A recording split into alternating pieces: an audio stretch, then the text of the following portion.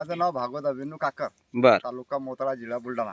बर आज सरांची गव्हाविषयी SRT पद्धतीने गहू पेरलेला आहे ते पाहण्यासाठी आम्ही शेतीशाळा इथे म्हणून आलेलो आहे. पण यांचं नियोजन गव्हामध्ये कमी पाण्यामध्ये जो गहू झालेला आहे तो पारंपरिक पद्धतमध्ये तसा गहू येत नाही. कमी खर्चामध्ये SRT हे जे पीक पद्धत चालू आहे ते आम्हाला खूप आवडलेली आहे. आम्ही त्यांची माहिती घेण्यासाठी या सरांकडे आलेलो आहे. आज गव्हाची उंची किती झालेली बघा तुमच्या? गव्हाची उंची 4 एक फूट आहे का नाही? हो. पारंपरिक मध्ये एवढी होते का? टोंगळा एवढी होते. आहे का नाही? हो. आणि आता तुम्ही फुटवे बघितले, एका ठिकाणी किती किती फुटवे आढळले? 40 फुटवे आहे याच्यामध्ये. 40 फुटवे आढळले आहे का नाही? आणि पारंपरिक गावाला किती असतात आपल्या? 7-8. 7-8. म्हणजे आपल्या उत्पन्नात वाढ होईल का नाही याच्यामुळं? डबल टिबल हा 100% 100% होईल का नाही? खर्च कमी होऊ शकतो. खर्च कमी होतो आहे का नाही? आता ही जी पद्धत आहे, आता या ठिकाणी तुम्ही बघितलं की आपले अवशेष तसेच जुने, बरोबर आहे. आपण याला आता 5 वर्ष आपलं आहे.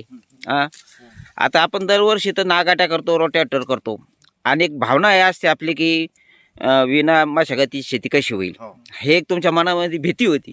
पण या ठिकाणी आल्यानंतर तुम्हाला काय वाटलं आता? नाही, ही भीती निघून गेली. भीती निघून गेली. हा भीती निघून गेली. आम्हाला असं वाटत होतं बा नागाडी वगैरे गेली शेती येत नाही. आहे का नाही?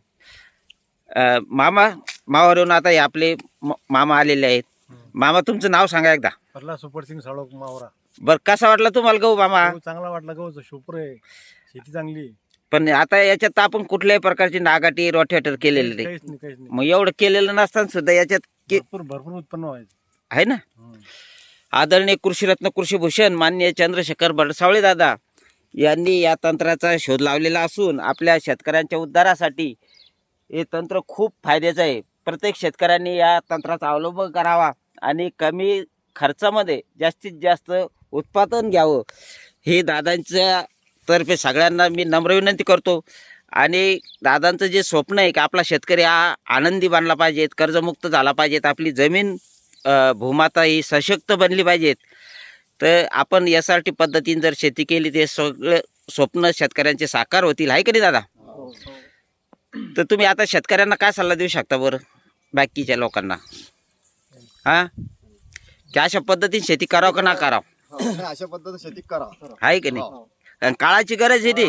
आज दिवसांदिवस मजुराची समस्या जाणू लागली, तुमचं खर्च वाढू लागला, हा आणि उत्पादन घटत चालल्यामुळे जमिनी पिकून परवडून नाही राहिल्या ना आपल्याला. आहे का नाही? खर्च वाढत चालला. खर्च वाढत चालला. ज्या शेतकऱ्यांना यासाठी पद्धतीने शेती करायची असेल अशा शेतकऱ्या 8007155044 या नंबरवर संपर्क साधावा. आणि तुम्ही दादा एवढ्या मोताळा जिल्ह्यातून, आमच्या मोताळा तालुक्यातून आमच्या शेतीला या ठिकाणी भेट देण्यासाठी आलात, मी तुमचा खूप खूप आभारी आहे. धन्यवाद.